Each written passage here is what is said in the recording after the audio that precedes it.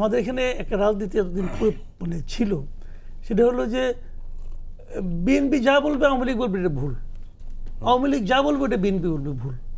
আপনি দেখবেন আওয়ামী লীগ বিএনপি দুইটা দলই তো 91 থেকে শুরু করে 2024 পর্যন্ত ক্ষমতায় ছিল। আপনি যদি বিএনপির একজন লিডারকে বলতেন যে আওয়ামী লীগ এতটা খারাপ দল, তা আওয়ামী লীগ কি এত বছরে একটাও ভালো কাজ করে নাই?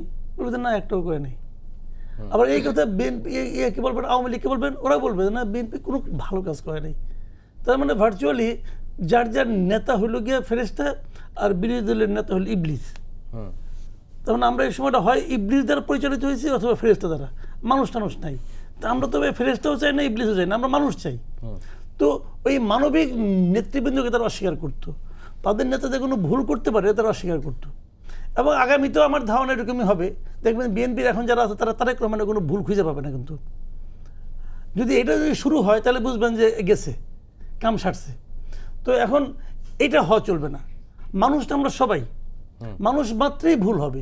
ভুলটা সে মানুষেরও স্বীকার করার থাকতে হবে, অভ্যাস থাকতে হবে। এবং তার যারা অনুসারী তাদেরও বলতে হবে যে আমার নেতাও ভুল করেন, তবে শুদ্ধই বেশি করেন। এবং সেই ভুলটা কি সেটা তাদের উচ্চারণ করতে হবে। কেউ উচ্চারণ করবে না, আমি এখানে রাখেন আজকে 5 বছর পরে মিলাই নিন, কেউ বলবে না যে আমার নেতা এই ভুলটা করছে, কেউ বলবে না।